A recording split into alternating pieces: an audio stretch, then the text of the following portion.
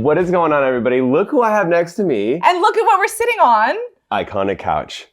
Iconic in a painful way. If you know, you know. But I have Cassandra Bankson with me. This is probably years in the making. We're finally together. We've been spending the last couple days together. Super stoked. But more importantly, I wanted to have her sit down and give her top 3 things that have helped her clear her acne. Because if you haven't seen her before and after, it's absolutely insane. I'll throw some things up right now so you can see. That's where we really relate, is we both came from severe cystic acne. We really have had a huge journey to kind of come to the point where we are now. And I feel like we both have a lot to share. And I know you guys know my story, but I want to dive into your story. Yeah, and your story has resonated with me so much as someone who also would put my face on a pillow and it would pus and bleed. Oh my gosh. But I was born with 1 kidney, so I wasn't able to go on Accutane. And that would have been something that I absolutely would have done if I could have. But there were 3 other things that definitely did help. That's really exciting to me, because a lot of people do go straight to Accutane, but there are definitely things that you can try. There are things that work for individual people. So everyone's kind of different, but let's explore into yours. Let's talk about it. Yeah. Well, I grew up in the San Francisco Bay Area, and I got my first pimple on the side of my nose in 3rd grade. And I remember my classmates were like, is that a wart? So I ran home to ask my mom, is this a wart? Is it contagious? Yeah, you're freaking out. And she was like, no, honey, it'll go away. And little did she know it would take over my face, chest, and back. By the time I was in high school, I had seen 23 doctors and dermatologists. I had so many issues with not just my acne, but people bullying me for it. And then I would replay that in my head. Yeah. And I was a skin picker. So I didn't realize it. And I would be sitting there and anxiously picking at things. And most of my life was me trying to cover up and trying to hide, because I felt like I was only good enough for what I looked like. And even with my parents, I would not wake up and go eat breakfast with them in the morning if I didn't put a pound of makeup on my face. Because I felt like, it sounds so dumb, but in my head, the way it felt to me is that I was so ugly, I was decreasing their quality of life because of the way that I looked like. And so I needed to do things. But the first thing that I think was monumental to me was education. And what I mean by that is actually understanding what did and didn't work for me. When I went to aesthetic school in 2009, I started learning about the layers of the skin and how products would penetrate. And back then I was also told that natural was better and I had to only use clean beauty. And that wasn't it for me. But when I actually started to read ingredients labels, and I was like, oh, everything with salicylic acid really works for me, or retinoids really work for me, and oh, dermatologists and doctors agree. That was monumental, because then instead of just looking at a product and being like, oh, it says acne clearing, it must be good for me, right. I could actually see this has an ingredient that I know my skin likes versus this has one that didn't work for me in the past. Right, and then also you're saying at first you were only looking for natural stuff. But then once you kind of open up your mind and then you start reading studies, you don't have to do that, but we're nerds. We've been nerding out about that. But you realize that there are a plethora of different things that have different results for different types of acne and different types of skin, as well as skin pigmentation, color. So that is very interesting. I'm excited that you said that, for sure. And when speaking about clean products as well, I felt like I would just buy something and spend more money on it because it was clean, not knowing what that really meant. For instance, have you heard of dihydrogen monoxide? Do you know how toxic it is? It's in rocket fuel launchers. You don't know dihydrogen monoxide? No, I don't think I heard of that. No? Should I have heard of that? Yeah, think about it. Dihydrogen monoxide, yeah, H2O. Oh, okay. Water. All right. But do you see my point? Shh. Do you see my point? That. It sounds so dangerous and so scary. Or retinaldehyde sounds terrifying, but it's literally vitamin A. And so there's all these things that we're told are so toxic or so scary, but they could actually be things that are very healthy for us, if not made by our own skin, if not water, but we put the dihydrogen monoxide and I'm like, fuck, I don't want that anywhere near me. The scientific name is scary. Yeah, and everyone's like, natural. Lead is natural. Cyanide is natural. Right. Don't be taking no cyanide. Yeah. Education was paramount for me. Okay, so there's number 1. I'm excited to hear what number 2 is now. Yeah, so number 1 was definitely, products, education. Number 2 is my diet. And for me, I had spoken to so many doctors and derms who said your diet doesn't have anything to do with your face. Of course. They're like, oh, if you maybe eat a greasy pizza, during your period, you'll get a breakout. No, diet was huge for me. And that's how I found your channel, because I saw that you were into weightlifting and actually, were exploring that whey protein broke you out. I was also kind of in the fitness industry. I'm a personal trainer and nutritionist, although I don't do those things anymore. But I also was eating whey protein, Sasian beef protein, all that kind of stuff. And just like these protein bars as well. Oh, yeah. Well, the protein bars are like isolated versions of whey too. So it's concentrated dairy. Straight up. And I loved cheese. And I didn't realize that these things were potentially having an impact on me and my hormones. And I remember trying to cut out dairy, and it was so hard. Yep. It was so difficult. And eventually, I went vegetarian, which was easier for me than going vegan. And then as new vegan alternatives started to pop up, on the market, I was like, well, watching Gary Yourofsky's YouTube video, he said, if it's not good enough for your eyes, why is it good enough for your stomach? I'm like, I wouldn't eat my cats. I wouldn't eat my neighbor's dog. Like, I wouldn't eat these pets. Maybe I should try this again. And there's more options this time. And then finding out about the environmental impacts. Brian, I think the other thing, which is kind of sad to admit, but when I was trying to do something for me, it was hard. It's like, I'm not good enough. I don't deserve to have clear skin or be healthy. But when it was, that animal doesn't deserve to die, or we don't deserve to destroy our planet, all of a sudden I was taking me out of the equation. And that's when I was able to focus on something else to try to do better. And I didn't even expect it to clear my skin. It was more of, my emotional and ethical needs. And then all of a sudden, my stomach and digestive issues went away. I used to have like huge stomach swelling issues and bloating. IBS, bloating, insane. Cystic nodular acne. I would have it on my chest and my back. And literally within months, if not a year, a complete transformation in my skin and in my nails. I wear nail stickers, but like my nails are long and healthy. Wow. So that's similar to me. I mean, my story. Like, I had acne just naturally, but then when I started to up the amount of dairy because I was bodybuilding, and like bodybuilding back then was all about having as much protein as possible, I just blew up, and specifically cystic nodular acne. And it was all over my face. And I don't have like body acne, but at that time, the body acne came up. And so it's like, man, like my body just said like no to whey and casein. Yeah. But I was just trying to get bigger and bigger. I was having a gallon of milk every single day. Oh my God. Yeah, like a gallon. Oh my God. Was it skim milk or full fat? It was 2%. Oh man. Yes. And so it's like, I don't know. It's like if like gluten messed with you and then you were like, oh, I'm going to eat 4 loaves of bread every single day. So my body was fighting me and I was fighting my body. But yeah, so similar kind of a thing. Like the dairy really seems like it, once you got that gone, it started like it was monumental. And I was also someone, in the modeling industry, I was covering my face with makeup because I had learned that in aesthetic school and I was able to become a model. But for the longest time, Brian, I was trying to blame the makeup. I was like, it's the makeup, it's not the food. Right. It's clogging my pores. Exactly. It's clogging my pores. I just need to remove it. And then when I cut out the dairy, it was like, the other thing was my nose. I could breathe. I would huck a loogie every morning. I would wake up and be it was so terrible. And when I went vegan, I haven't done that in 5 years. It's been breathing easy. Yeah, it's crazy. When you took out the dairy, did you completely clear up, or was there still acne that you were dealing with, just different type? There was still acne, and I still do have like body breakouts.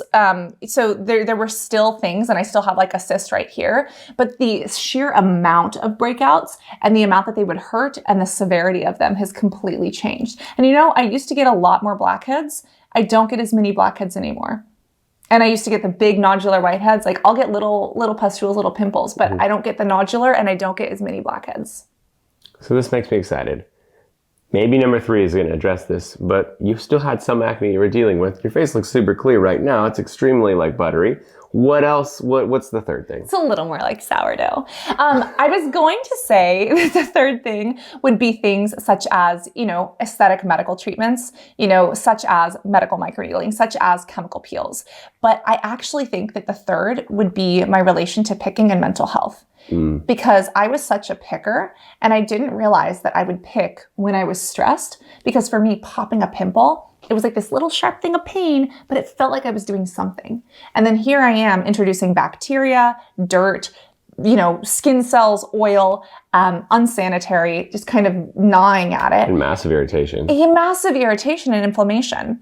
And I didn't realize how much that was contributing to my breakouts. And then also just the mental health of constantly looking at yourself in the mirror and spending an hour in the mirror picking, or spending an hour and a half trying to get ready. And if we're spending an hour and a half in the mirror, we can't go out and do amazing things for the world. We can't help other people. We can't use our unique gifts and inspire other people, or just, give a kind hand to a stranger who needs it. And I think that the mental health aspect and overcoming what I have to give to the world is more than just what I look like. That was monumental. From the issues I had with consumerism and being in $80,000 of credit card debt because I was trying to buy things to impress people that I didn't even like in the first place, right, to, me trying to prove my worth because in the modeling industry, I thought I was only as good as what I looked like, to the struggles that I had, as a girl who was bullied in school because of the way I looked. I literally had to mentally break free from that and say, like, I can chill with no makeup and be completely fine. And I'm not wearing anything on my face today. That's and amazing. It's just like, I still get little things here and there, but it's like, it's so freeing. And like people, even before it fully cleared up, people looked me in the eyes instead of in the acne. And it's because of that confidence, and that was huge. Yeah, the way that you perceive yourself is huge. This is something that I would love to go into a lot more, and I wish people were more interested in hearing. But like the way that acne makes you feel really does, like you're saying, it makes you want to hide yourself. And what you're saying is where you would spend half an hour, hour and a half looking at your face from an inch away in the mirror and popping things. Really, like if you think about, people who use like positive affirmations or manifestations, they like think positively to make a positive life, right? The way that you think is powerful. Like your thoughts and your words are very powerful. But imagine when you're looking in a mirror and saying like, I look bad, I need to fix this, I'm embarrassed, or I don't feel valuable, or someone else is better than me. You're using words, you're using negative words to reinforce that you have a low value, which then it's just like spirals. And it just happens every morning. Because I did the same thing. Yeah. Every morning I would wake up and I would like, instead of thinking like, what am I gonna do today? Or what am I excited about? I'd say, I'm gonna go to the mirror. The first thing I'm gonna do is how many more pimples do I have? How bad is it? What's new? Yeah. And you reinforce and reinforce and reinforce. I would love to do like a whole podcast about this because I think mindset is something that's kind of skimmed over with acne. Well, and it's so important that you say that because the way that I got over some of those picking issues is I would actually tape up papers in front of my mirror so that I couldn't see myself in pics. There were just papers everywhere. And Brian, it got to the point where I would write positive affirmations on them with a Sharpie. And I would say like, your eyes are pretty today. Or what you look like has nothing to do with how you can impact the world. And it felt so disingenuous. Like when I would write, you're beautiful, I was like, okay. Like it felt like BS. And the first 20 times I'm like, whatever. Yeah. First 50 times I'm like, oh yeah, okay. But like by the first 100 times I'm like, you know what? I am beautiful. Yeah. And I am beautiful in my own way. And that uniquity is so important. And like when I look at other people, I'm not focused on like if you have like earwax in your ear, right? Think about when you're interacting with other people, you're not hyper focusing on those small details. And I'm like, would I do that to another person? Would I do that to 6-year-old me? Right. Like poor 6-year-old Cassandra, like I would never treat her the way that I treated myself in my head. Right. And so just changing those little things, there's not a ton of research on it yet. Scientifically, I wish there would be, but I truly believe that, your inner narrator is extraordinarily powerful. And even if you just try, like give it 6 months, and if you don't like it, you can always go back to being a bitch in your head, right? I like that. Like, what do you have to lose? If you want to be skeptical, then just give it a try.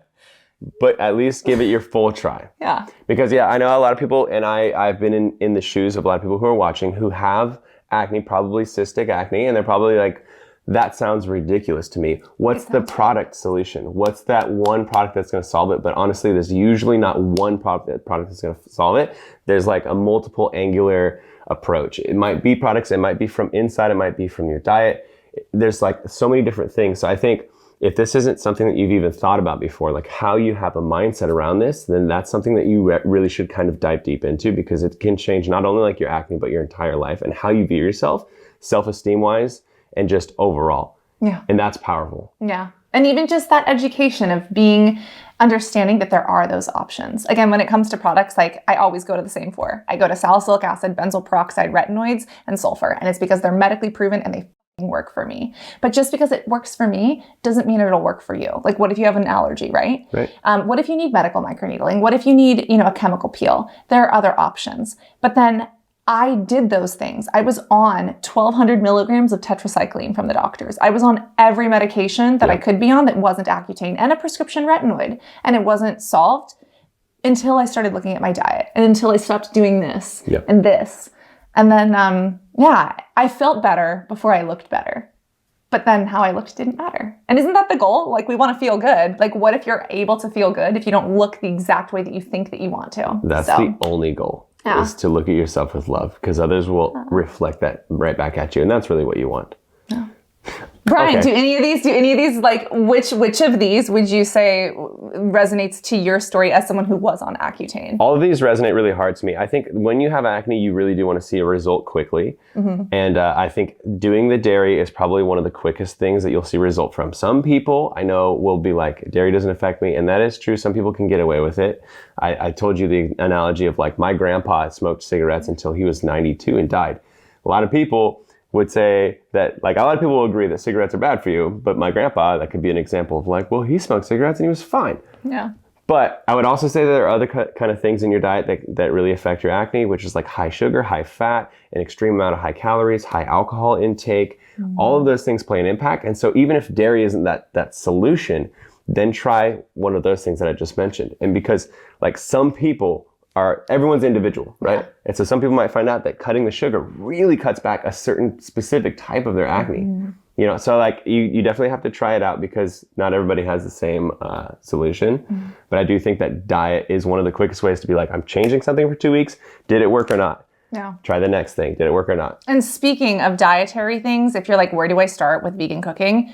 Your Instagram, Sammy's Instagram, he cooks, he puts things in pans and fries them. The food that we have eaten over the past few days has been 10 out of 10. This is just a shameless promotion. Please go look at his recipes. I need to learn to cook. So, my other channel, Brian Turner. Working on it. I want people to check you out, because you're freaking fantastic. You've been doing this as long as I have, even longer. So we're like in this for like a decade. We've been now. in this for like a decade. It's been great. She makes fantastic skincare and acne stuff, as well as, like, breaking down kind of like the new trends. So if you're, like, following, like, the new Kardashian routine or whatever it is, this is the person to go to. Thank you so much. Well, it's a passion. It's also very fun. And you already know his channel. And if you don't watch his other channels, and if you don't watch Sammy's channel, they're on a road trip across the Americas. You should absolutely see it. Well, I'll see you guys on the internet. Subscribe to her. Give this video a thumbs up. Let us know what you thought resonated with you the most in the comments below. And we'll see you in the very next video. And tell him to bring back broccoli. I will. Broccoli needs a reoccurrence. Okay, bye! You are not alone. You are beautiful, and you're part of Team Acne. See you guys in the next video. Bye.